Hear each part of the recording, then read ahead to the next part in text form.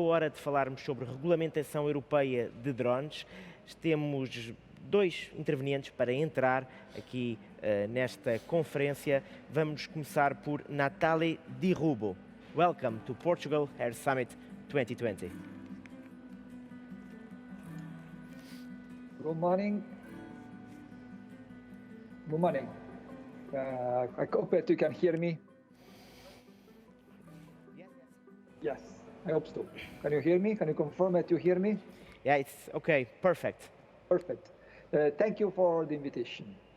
So today I will give you some information regarding the new regulation on the drone, especially on the open specific that we published last year, and also what will be the future activity that we are going to conduct related to the certified category.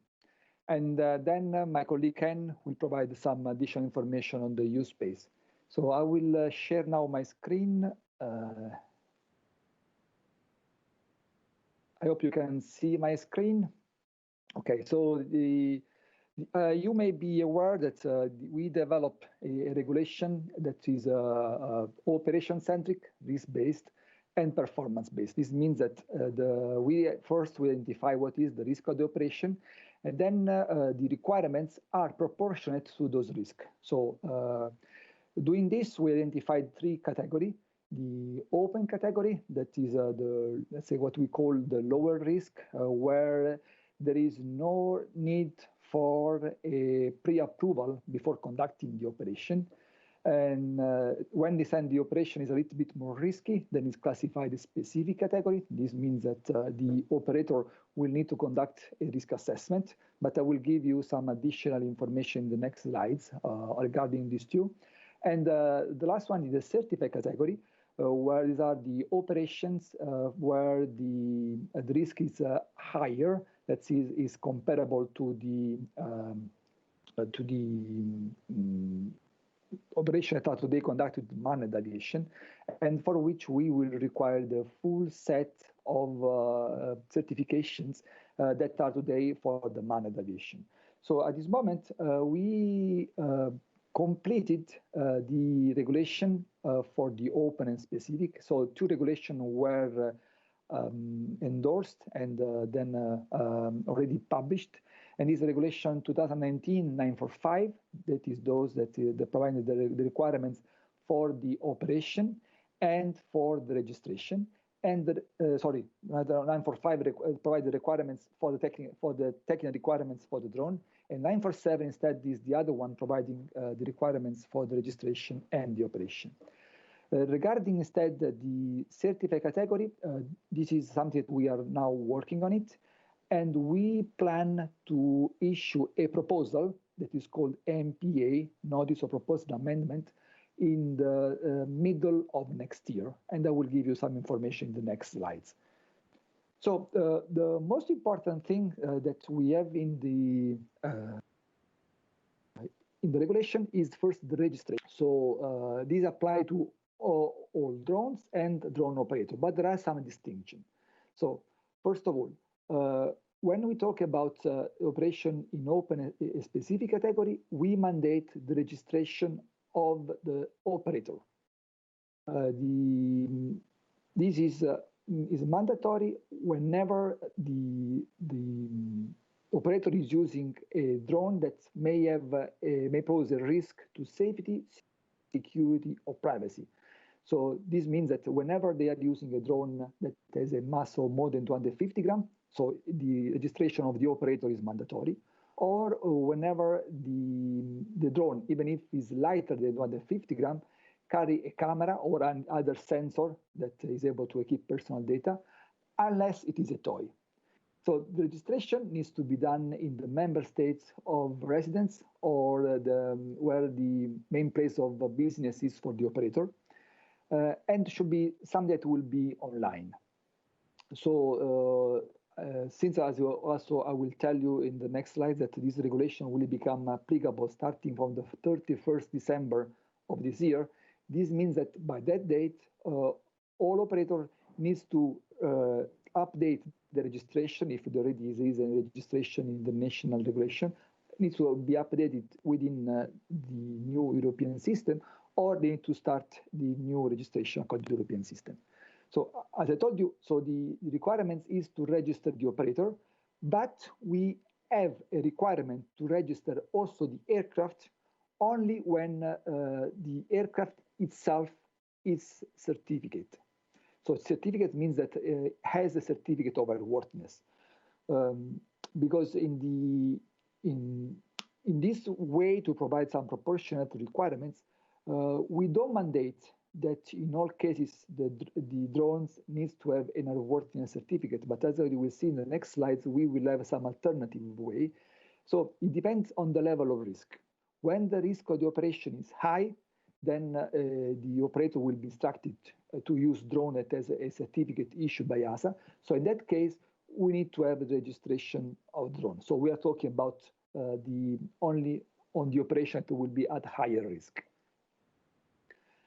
So let's give a look. So what is the open category? So the open category, so in general, as I said, is the less risky operation. This means that it's an operation where the operator, if they follow strictly the operational requirements, then they pose low risk to the other user. So it means to the third person on ground, or to the other user in the air.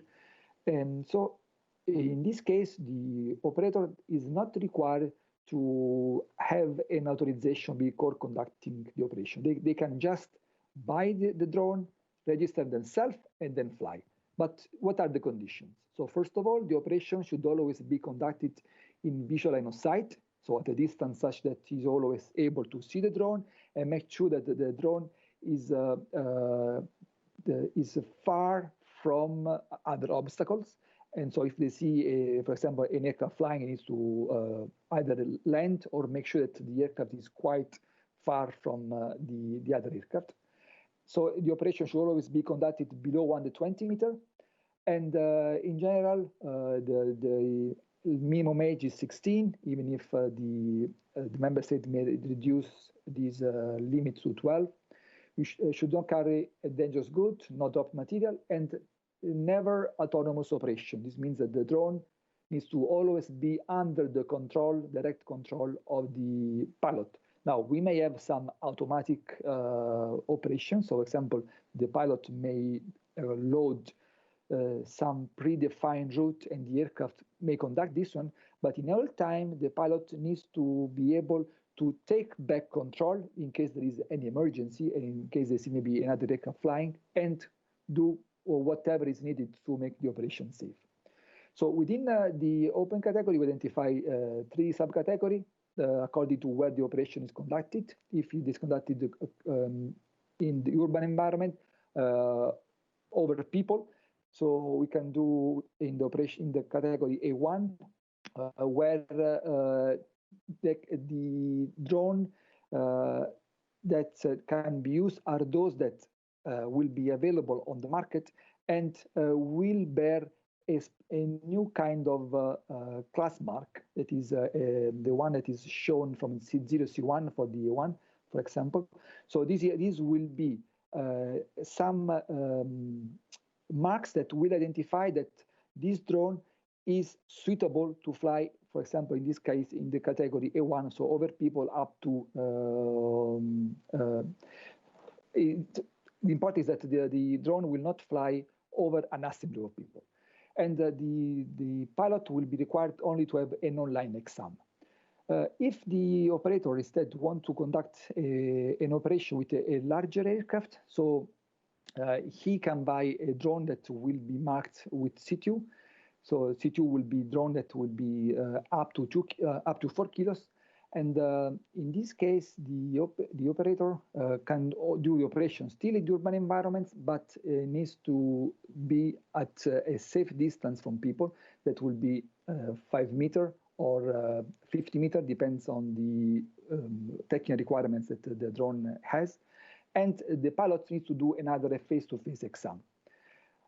Instead, if the operator wants to use a bigger drone, up to 25 kilos, then he will be able to buy on the market drone that is classified C3 or C4. This will be up to 25 kilos. But in this case, the operation should always be conducted outside of the city and in an area where there is no people involved. We still allow also that privately built drone may be used, as here it is showed. So if they are very small, up to 150 grams, can be used over people in the city. If instead they are bigger, up to 25 kilos, they can only be used outside of town. So here you can see that you can do already some kind of some kind of professional activity. It's not only open category for leisure. So there are some simple professional operations that be conducted in the open category. Instead, I think that for the commercial operator, more interesting will be the specific category. So whenever you want to do an operation that is exceeding the limitation defined in the open category, then the operation is classified in the specific. So in this case, the operator is required to conduct a risk assessment. And in our guidance material and the MC that we published on the EASA website, we included a methodology that we sponsor that is called SORA, Specific Operation Risk Assessment, that has been developed with the support of members from aviation authority from all over the world. So from US, for example, China, Brazil. So it's a quite a wide consensus approach. So this risk assessment, this methodology will drive the operator to assess all the elements of the risk of the operation, to identify then what are the flight conditions that needs to be imposed, the operational limitation, the competency of the remote pilot, the technical requirements of the drone, and also what are the security and privacy concerns. And then, so we identify what will be the requirements that the operator needs to make to ensure in order to have a safe operation. So the operator will then apply to the competent authority to receive an authorization, providing all the evidence that are coming from the risk assessment, showing that he now has in place all the conditions to have the operation safe. And when the competent authority is satisfied, they will issue the authorization, and only after the authorization, the operator can do an operation in the specific category. Since the risk assessment may be, say, a little bit complicated, especially for the smaller organization, we have some simplifications. These are the standard scenario and predefined risk assessment. So standard scenarios are some kind of operation that are described in the appendix to the regulation. At this moment, we published 2 of them, and you can see in the appendix 1 to the regulation 947, where the kind of operation is described, and if the operator thinks that he can conduct the operation within the envelope of the standard scenario, and then he follow exactly all the requirements that are written in the standard scenario, then the operator, instead of asking for a declaration, for an authorization, he can just declare to the competent authority that he will conduct the operation on the standard scenario, and then he can start the operation. So you can see that this is quite a simplification, but in this case, the requirements are very strict and no deviation is possible from what is within the standard scenario. As an alternative standard scenario, we are developing now a number of predefined risk assessment. The first one has already been published as an acceptable means of compliance in the EASA documentation, and we are working on more predefined risk assessment, and by the end of the year we'll publish 4 more, and next year also additional predefined risk assessment. And in this case, compared to the standard scenarios, these are a little bit more flexible approach, and differently from standard scenario, they address all kinds of operations. Because standard scenario, we are addressing mostly, even if in the specific category, those that are at lower risk in the specific category. In the predefined risk assessment, instead, we will address all other operations. Also in this case, for the predefined risk assessment, the risk assessment identify the envelope of the operation, and will be a pre-application of risk assessment, will identify what is the package that the operator needs to prepare in order to ask to the competent authority for authorization. In this way, the operator is not required to go to the full risk assessment, will be a big simplification for him, and also for the competent authority. They will receive something that is already pre-approved, as a pre-verified by EASA, if you are following the risk assessment. So the approval process will be quite simplified. And the risk assessment, we allow some flexibility. So the operator may use the envelope of the operation as the reference points. They can propose some adjustment according to what kind of operation needs to do. So it's quite a flexible approach, and also a quite good simplification. And the idea is that in the next year, we are going to publish a number of risk assessments that will cover most of the operation conducted in Europe. So we want really to reduce the number of time where the operator needs to conduct the full SORA at the minimum. As an alternative, we have the LUC, the Light UASA Operator Certificate. That is a voluntary certification that the operator can ask to the competent authority. So if the operator decide to go to this approach, they need to show that they have a structure in the organization, that they comply with the requirements that are listed in the Part C to Regulation 947, and in this way they show that the organization is able to assess the risk of an operation. And then they can receive some privilege from the competent authority. The privilege will be based according to the level of maturity that the operator can show. So, and they can be up to approve the operation that the operator will conduct. So instead of asking for an authorization, an operator that has a look with appropriate privilege, they can self-approve their own operation without waiting for the approval of the competent authority. So when this will be applicable? So the timeline. So as I told you, everything will start from the 31st December 2020. So until that date, the national regulation will still be in place. So all the operation will be approved as it is today in each nation. But then starting from the 31st of December, all new operations will be approved according to the specific category. So as I described to you now, still that they will have a transition time where for 1 year, an operator that had an approval based on the national regulation before 31st of December can still use for 1 additional year that operation. And then he has 1 year to transform his approval according to the new European regulation. And also for the open category, will start to be applicable from the 31st of December. However, we expect that we will not have already drawn compliant with the new C class identification label that I showed you before. So for the first 2 years, we will allow a limited open category with a little different requirements to compare to what I explained to you when you are using drones that are without the C class label. Instead, by 1st of December 2023, we expect that all drones that will be put on the market and will be used on the open category will have the class identification label. So this means from that date, the full open category will be applicable.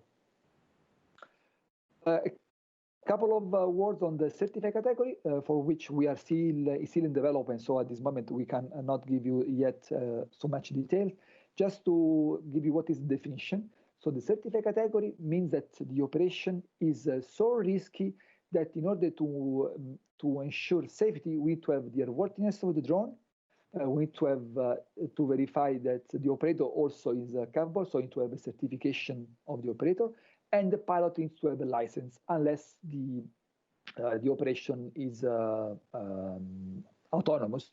So in the future, we may consider that the level of intervention of the pilot little by little will be reduced. But for now, the license of the pilot is needed. So this means that everything will be based on the risk of the operation. So the operator will need to conduct risk assessment. And if at the end of the SORA, as I told you before, he will see that he will not be able to identify mitigation such that the operation can fit in the specific category, then he will fit in the certificate category. For example, operation in the certificate category are operation with passengers on board, or operations that are transporting dangerous goods, for example. So this will be filled surely operations in certificate category. The timeline is so we are going to introduce 3 types of certified operation. So we know that we may in the future have a large number of certified operation, but we want to have a phased approach. So we are now considering as a first point 3 kinds of operation: international IF cargo, flying in an airspace Alpha to Charlie, considering that in the initial phase we may not have a reliable sense and avoid system, and operating from aerodromes under the EASA scope. Second kind of operation will be operations in congested environments, Usebased airspace, including VTOL, carrying cargo and passengers. So this will be the sort of aero taxi that we will have. And type 3 operation, aero taxi, but using aircraft that will be with a pilot on board. So will be actually the first phase of aero taxi will be with pilot on board. The second phase will be the aero taxi without a pilot on board. So we are addressing both of them. So also these 3 operations, we are now thinking to split the packages in order to address those that are more urgent for the European market. And we plan to publish the proposal so in mid of next year. Then we'll have 3 months of consultation where everybody will be able to provide their comments, and then we will publish the opinion 1 year later. If you want to receive additional information, please see our website where we will publish all the regulations. So you may find what we call easy access rule, that is a document including the regulation 945 and 947 with all the acceptable means of compliance and guidance material that we publish. So also the risk assessment methodology is part of this document. And we have also videos presenting the regulation with some explanation. They are quite complete video for the open and specific category. And also we have a FAQ section where you can see or you can receive additional information. And also in the future, we are going to publish here all future material that will be useful for the understanding of the new regulation. So this is all from my side. So I now give back the word to you.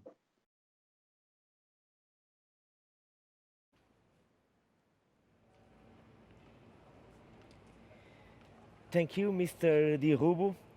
It was a pleasure. Now, so it's time to talk with Ken Engelstad. Welcome to Portugal Air Summit 2020.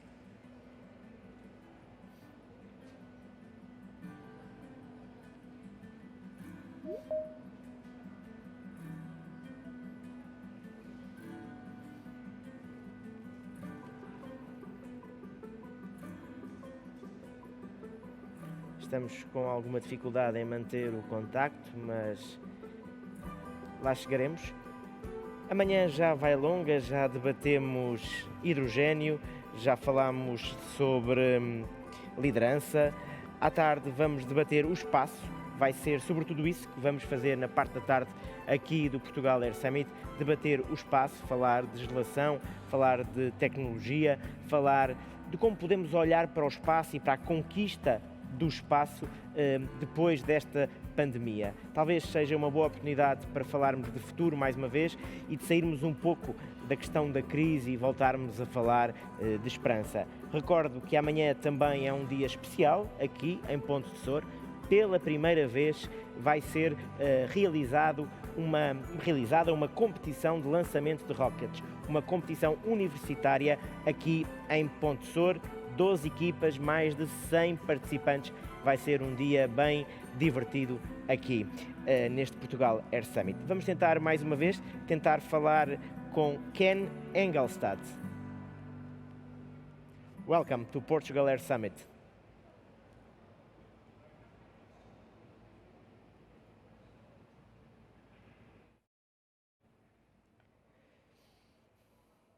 Hello, do you hear me? Yeah, perfect. It's okay. It's your turn. Okay, Let's go. Thank you. Thank you very much. Good afternoon, everybody. I'm happy, of course, here to be with you for this last day of the summit. I am going to provide you with the latest developments regarding Usebased. I will just like this. Do you see the first slide here? Yeah. Okay, so what is Usebased? Usebased is not more, not less than the well-known term that we use globally, UTM, which stands for Unmanned Traffic Management. Usebased, therefore, is the European UTM. It is not only a volume of airspace, but it is also a set of services that are provided in those volumes of airspace where many actors have roles and responsibilities in order to ensure the safe management of drones. Why do we need Usebased? We need Usebased because the rising number of UAS entering the airspace and the increased complexity of operations of drones beyond visual line of sight, initially, of course, at very low level, poses not only safety, but also security, privacy, and environmental risks. You know, in certain areas, such as those where US operate alongside manned aircraft, a safe, secure, and efficient integration of US in the airspace necessitates the introduction of specific rules and procedures for the operations and for, of course, the organizations involved in those operations. And the current air traffic management today, as we know it, would not be able to cope with such drone air traffic demand.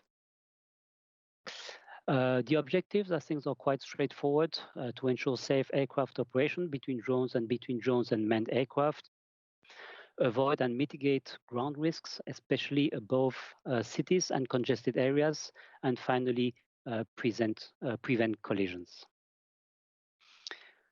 I have listed here on this slide the important elements that constitute the building blocks of the Usebased future regulation.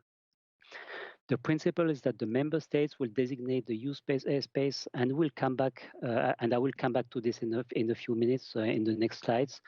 Of course, also the information is a crucial element of the success of Usebased. This information needs to be not only reliable, coming from trusted sources and exchanged with a high degree of quality and security.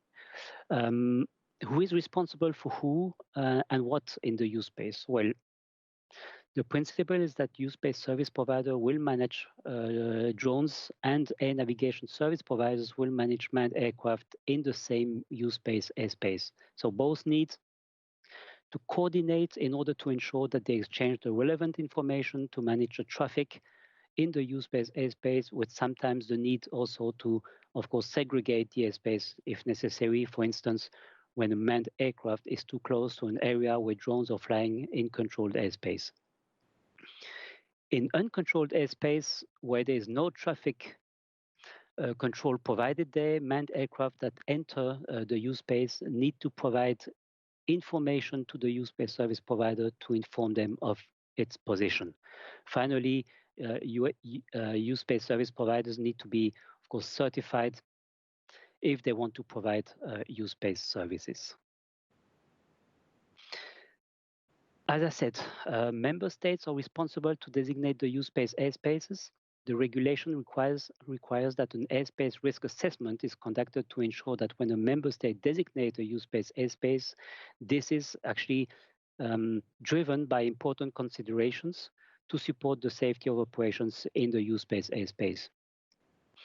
This use space airspace is considered as being a geographical zone as well, which is a portion of airspace facilitating, restricting, or even excluding drones operations to ensure safety, privacy, security, and as I said before, environmental concern arising from drone operations. In order to enter the use space airspace, UAS operators, so drone operators, need to be provided with mandatory use space services provided by use space service providers. I will come back to the mandatory use space services in a few minutes. Please also note that the use space airspace can be either in controlled or uncontrolled airspace. One crucial aspect for the good functioning of the use space is the management of the information. The regulation, as it is now, proposes the establishment of a common information service under the responsibility of the member state for every and each use space airspace. The common information service provides the mean to get and to feed essential information necessary for the function of the use space system as a whole. It is meant to be a trustworthy source of reference information to enable the safe management of UAS operations. Of course, the information that will be disseminated to the participants of the use space needs to be available with non-discriminatory and timely access and respecting data quality requirements. Who does what to manage traffic in the use space? This slide actually shows how the use space system can mitigate the risks on safety operations in the use space airspace. And for this, of course, what we know as airspace classification is, of course, not changed for manned aircraft. So you see on the left, in the uncontrolled airspace and in Class E airspace, the use space service provider is managing the traffic and is responsible for the provision of service to unmanned aircraft.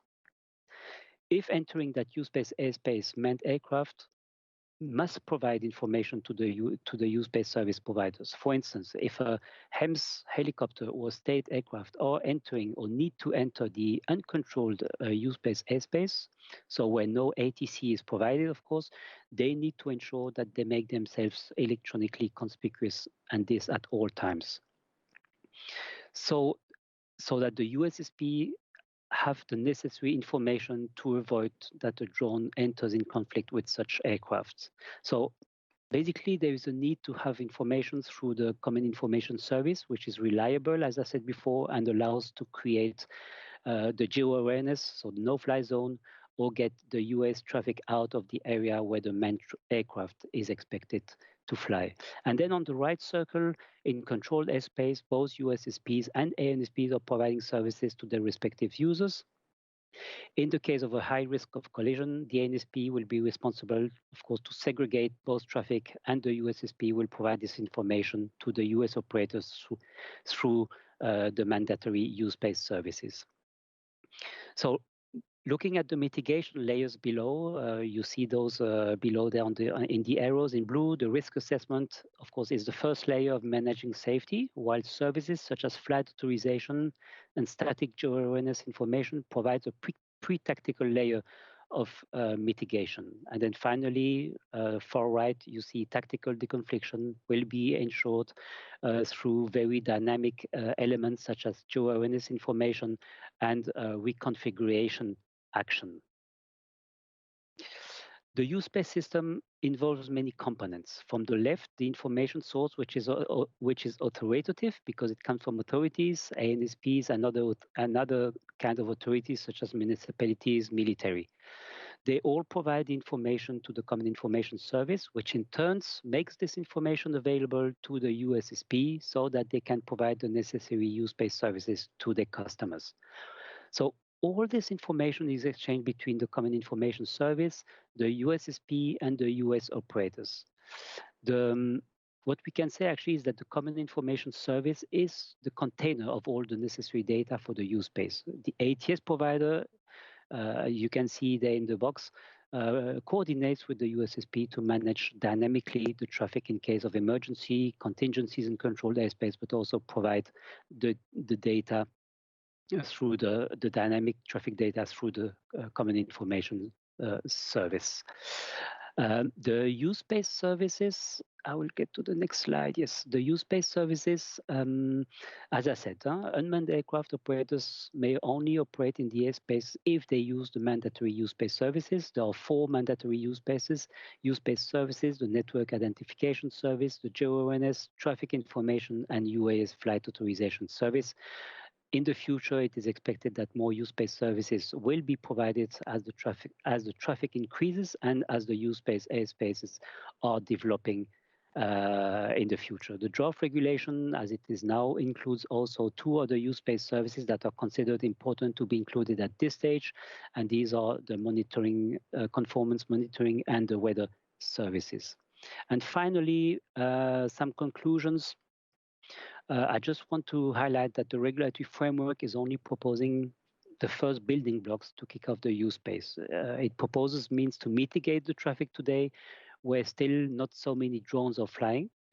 And there is an assumption that airspace will be designated in certain areas, such as in urban environments, near and at airports, and at very low level areas. In terms of legislative process, the draft regulation is being currently or will be discussed next week at member state level, and the adoption of the regulation is expected in Q1 next year and should be applicable, if that is the case, then in Q3 2022. And this ends my presentation. Back to you. I will... Thank you. It was a pleasure. Agora está na hora. Thank you.